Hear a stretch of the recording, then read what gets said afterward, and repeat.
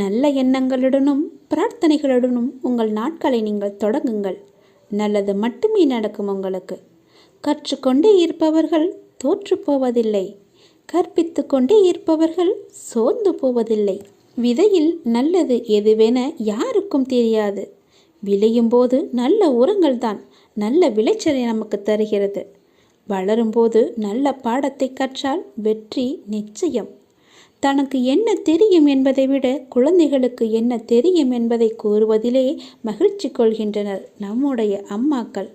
தனக்கு பிடித்ததை விட குழந்தைகளுக்கு என்ன பிடிக்கும் என யோசித்து வாங்குவதிலே மகிழ்ச்சி கொள்கின்றனர் தந்தைகள். நம்முடைய அப்பாவும் அம்மாவும் யார்? நம்முடைய சாயப்பா தானே. நமக்கு தந்தையாகவும் இருக்கிறார், நமக்கு தாயாகவும் இருக்கிறார். நீங்கள் எதில் சிறந்தவராக இருக்கிறீர்களோ அதை எண்ணி எண்ணி அவர் மகிழ்ச்சி அடைகிறார். எல்லோரிடமும் போய் சொல்லி உங்களை அவர் பிரபலப்படுத்துகிறார். பிள்ளைகளின் தகப்பனாக தனக்கு பிடித்ததை விட குழந்தைகளுக்கு என்ன பிடிக்கும் என யோசித்து வாங்கி உங்களை அவர் மகிழ்ச்சியில் ஆட்கொள்ள வைக்கிறார். பாபா எப்போதும் உங்களுக்கு நல்ல ஒரு பெற்றோராகவே இருந்து கொண்டிருப்பார். அன்பின் வடிவம் பல கோணத்தில் வரலாம். ஆனால் உண்மையான அன்பு உருவத்தில் மட்டுமே உருவாகுவதில்லை, உங்களுடைய உள்ளத்தாலும் உருவாகுகிறது. அப்பா உங்கள் மீது எப்போதுமே அன்பு கொண்டவராக இருக்கிறார். உங்களுக்கு அனைத்து சோதனைகளும் உன் மன வேதனைகளும் இன்றுடன் உன்னை விட்டு மறைய போகிறது. உன் எதிர்கால வாழ்க்கை நீ எதிர்பார்ப்பது போல அமைய போகிறது. அப்பா உங்களுக்கு எதிர்கால வாழ்க்கையை சிறப்பாக அமைத்து தருகிறேன், சிறப்பாக அமைத்திருக்கிறேன். அதில் நீ சென்று வாழப்போகிறாய். சூழ்நிலைக்கு ஏற்ப வாழ்க்கையை அமைத்து கொள்வதுதான் வெற்றிகரமான வாழ்க்கையின் பூரண ரகசியம். இந்த உண்மையை உணர்ந்தவர்கள் வாழ்வில் நிச்சயமாகவே வெற்றி பெறுவார்கள். உனக்கு வரும் பிரச்சனைகள் கஷ்டங்கள் எல்லாவற்றையுமே தூரத்தில் என்று தசித்து பழகு. அதை நீ கிட்ட வர வைக்காதே. கிட்ட வர வைத்தால் உனக்கு தான் கெடுதல். தள்ளி நின்று பார்க்க நீ பழகிக்கொள்.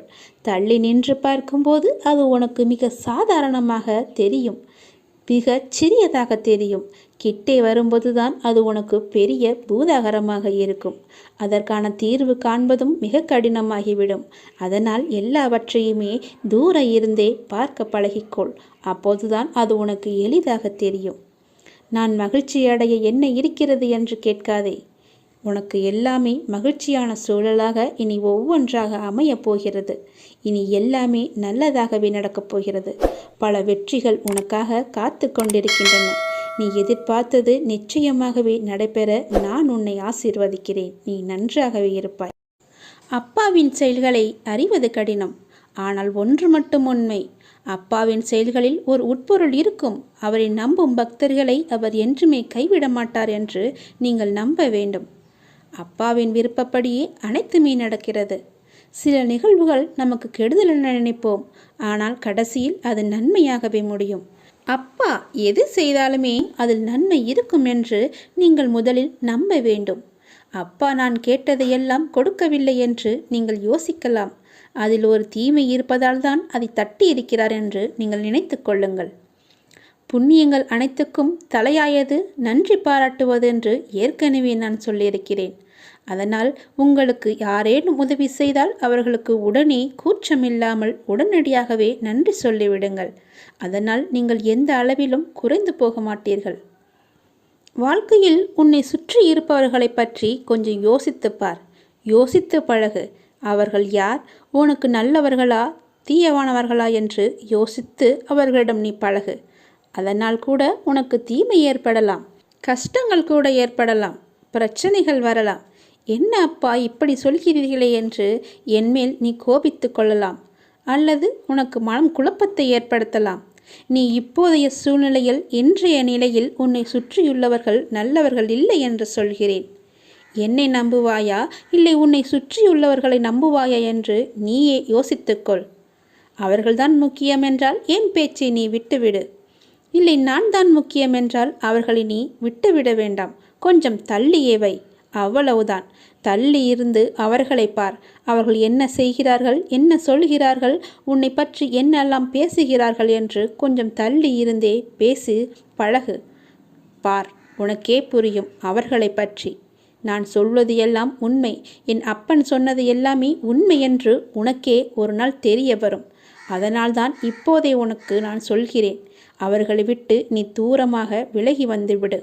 தேவையில்லாமல் நீ உன்னை சுற்றியுள்ளவர்களிடம் போய் கோபத்தை காமிப்பது தவறு. கோபத்தை உங்களின் கேடயமாகவே உனக்குள்ளே வைத்துக்கொள்.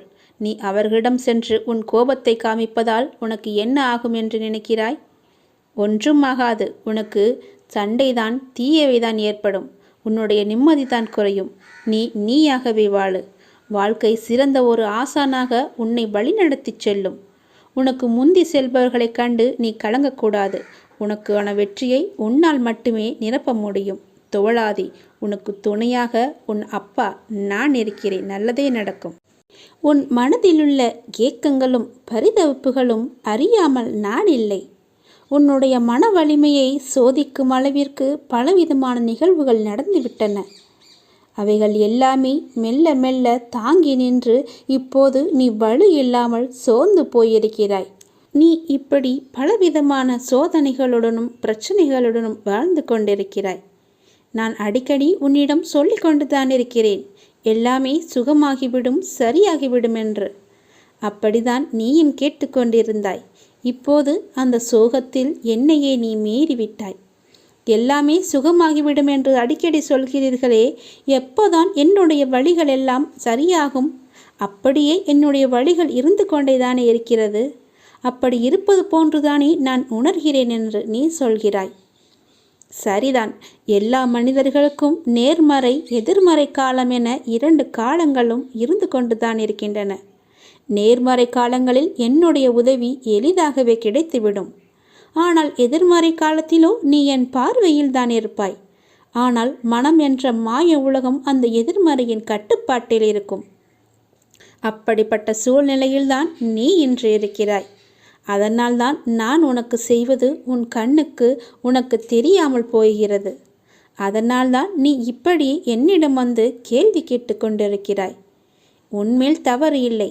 எதிர்மறை என்ற மாயை உன்னை சூழ்ந்து இருக்கிறது. உன் மனதில் சிம்மாசனம் போட்டு நான் அமர்ந்திருக்கிறேன். இருந்தும் உன்னை விடுவிக்க நான் அதனோடு போராடி கொண்டிருக்கிறேன். வாக்குவாதமும் செய்து கொண்டிருக்கிறேன். அமைதியான நிலையில் இருக்கும் நான் என் பிள்ளையான உன்னை விடுவிக்க என்ன வேண்டுமானாலும் செய்வேன். உன்னை காப்பாற்ற எத்தனை ரூபங்கள் வேண்டுமானாலும் எடுப்பேன். உனக்குள் முன்னேற விடாமல் உன்னை முடக்கும் உன் எண்ணங்கள், சிந்தனைகள் எல்லாவற்றிலும் இருந்து நான் உனக்கு விடுதலை அளிப்பேன். உன் மனதிற்குள் இருந்து உன்னை காயப்படுத்தியதற்கே இந்த நிலைமை என்றால், உன்னை வெளியில் காயப்படுத்துபவர்களை நான் சும்மா விடுவேனா? அவர்களை நான் பார்த்து கொள்கிறேன். ஒருவர் உன்னை பழி வாங்கினால் நீ பதிலுக்கு அதையே செய்யாதே. இது சிறிய பெரிய விஷயங்கள் என அனைத்திற்குமே நான் சொல்கிறேன். அவர்கள் போல் நடந்தால் உனக்கும் அவர்களுக்கும் வேறுபாடே கிடையாது. அதனால் நான் சொல்வது போல செய். ஒன்றை மட்டும் புரிந்து கொள். பழி வாங்குவதால் எதிரில் உள்ளவர்கள் மட்டும்தான் வீழ்ந்து போவார்கள் என்று இல்லை. அவர்கள் அக்குணம் படைத்தவர்கள்தான். அதனால் நீயோ அப்படி இல்லை. உன் பண்புகள் வேறு. நீயும் பழிவாங்க நினைத்தால் நீ அவர்களின் வடிவங்களில் ஒன்றாக மாறிவிடுவாய். என் சொல்படி நல்லதே நடக்கும். வாழ்க்கைக்கான அர்த்தத்தை தான் எல்லோருமே தேடிக்கொண்டிருக்கிறார்கள். ஆனால் எப்படி வாழ்வதற்கான அர்த்தங்களை யாருமே தேடுவதில்லை. அதை தேடியிருந்தால் வாழ்க்கையை நிம்மதியாக வாழ்ந்திருக்கலாம். ஏன் அவ்வாறு செய்ய மறுக்கிறார்கள் என்று தெரியவில்லை. எத்தனையோ முறை சொல்லியாய்விட்டது. வாழ்க்கையில் எதுவுமே காரணங்கள் இல்லாமல் நடக்காது. எல்லாவற்றிற்குமே பின்னால் நிச்சயமாக ஒரு காரணம் இருக்கும். இப்போது இந்த பதிவை நீ கேட்பதற்கு கூட ஒரு காரணம் நிச்சயமாக இருக்கும். அது அந்த இறைவனுக்கு மட்டும்தான் தெரியும் என்று நீ நினைக்க வேண்டும், நம்ப வேண்டும். உன்னுடைய வாழ்க்கையின் பாதையின் அழகை சொல்ல உனக்கு வார்த்தைகளே இருக்காது. உன்னுடைய வார்த்தைகளை நீயே தேடிக்கொண்டிருப்பாய். அவ்வளவு அழகானதாக உன் வாழ்க்கை மாறப்போகிறது. வாழ்வில் நம்பிக்கை, நிதானம், பொறுமை, சகிப்புத்தன்மை, அறநெறியில் வாழுதல், பிறரிடம் புறம் பேசாமல் இருத்தல், இதை நீ கடைப்பிடித்தாலே உன்னுடைய பாதை சுகமான பயணமாக உன் வாழ்க்கை அமையும். உன் பாதையும் நன்றாகவே இருக்கும். எந்த ஒரு கரடும் முரடும் இல்லாமல் நன்றாகவே இருக்கும். நீ உன் அப்பாவை அழைக்கும் தருவாயில் உன் சத்தம் என்னுடைய மனதிற்குள் இருந்து உனக்கு ஆரம்பிக்கும். கேட்கும் முன்னரே உன் முன் நான் இருப்பேன். ஏனென்றால் என் இதயத்தில்தான் உன்னை சுமந்து கொண்டிருக்கிறேன். இது அப்பாவின் வாக்கு. நீ உன் வாழ்க்கையில் முன்னோக்கி மகிழ்ச்சியாக செல்லும் காலம் வந்துவிட்டது. நம்பிக்கையோடு நான் கூறும் வார்த்தைகளை எல்லாமே பின்பற்று. நீ எதையெல்லாம் இழந்தாயோ அதைவிட அதிகமாகவே உன்னை வந்து சேரும். நான் நிச்சயமாகவே நான் சேரும்படி செய்வேன். இது மிகவும் அவசரமான செய்தி. நீ சந்தோஷமான செய்தி. இதை நீ புறக்கணித்து விடாதே. இதற்கும் ஒரு காரணம் இருக்கிறது.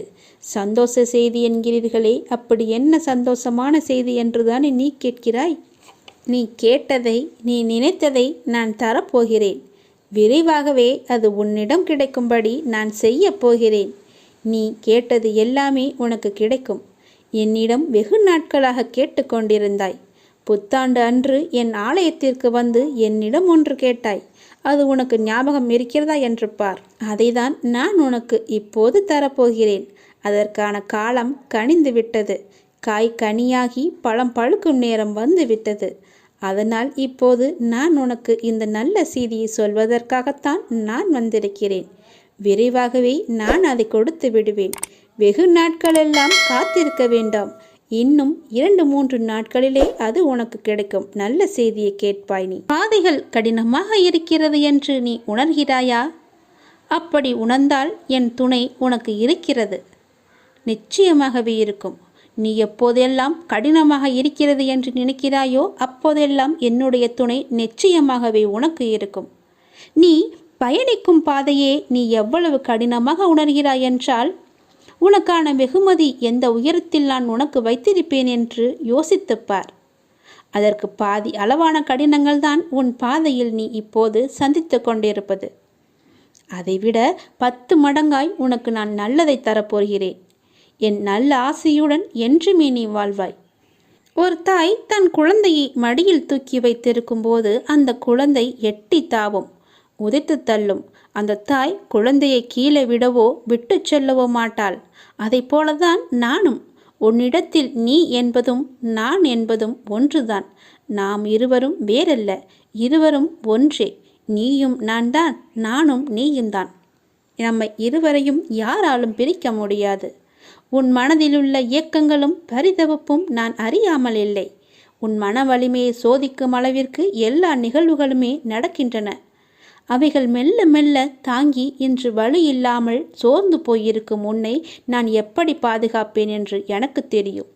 எல்லாமே சுகமாகிவிடும். எல்லாமே நன்றாகிவிடும். எல்லாமே உன் கஷ்டங்கள், துன்பங்கள், துயரங்கள் எல்லாமே ஓடிவிடும். என்னை நம்பு. என்னுடைய வார்த்தையை நம்பு.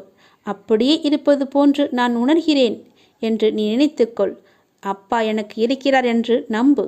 எல்லா மனிதர்களுக்குமே நேர்மறை எதிர்மறை காலம் என 2 காலங்கள் இருக்கின்றன. நேர்மறை காலங்களில் என் உதவி எப்போதும் எளிதில் கிடைத்துவிடும். ஆனால் எதிர்மறை காலத்திலோ நீ என் பார்வையில்தான் முழுவதுமாகவே இருப்பாய். ஆனால் மனம் என்ற மாய உலகம் அந்த எதிர்மறையின் கட்டுப்பாட்டில் இருக்கும். நீ உன் மனதில் சிம்மாசனம் போட்டு என்னை அமர்த்தி வைத்திருக்கிறாய். உன் மனதில் நான் சிம்மாசனம் போட்டு அமர்ந்திருக்கும் போது உன்னை விடுவிக்க நான் அதனோடு போடும் வாக்குவாதம் எவ்வளவு என்று எனக்கு மட்டுமே தெரியும். நான் உனக்கு எதுவும் செய்யாமல் அமைதியாக இருக்கிறேன் என்றுதான் தெரியும். அமைதியான நிலையில் இருக்கும் நான் என் பிள்ளையான உன்னை விடுவிக்க, காப்பாற்ற அத்தனை ரூபங்களும் நான் எடுத்துக்கொண்டு தான் இருக்கிறேன். உனக்குள் முன்னேற விடாமல் உன்னை முடக்கும் உன் எண்ணங்கள், சிந்தனைகள் எல்லாவற்றிலுமிருந்து நிச்சயமாகவே நான் உனக்கு விடுதலை வாங்கி தருவேன். உன் எதிர்மறை எல்லாவற்றையுமே நான் போக்குவேன். நன்றாகவே இருப்பாய். நல்ல எதிர்காலம் பெற்று சீரும் சிறப்புமாக வாழ்வாய்.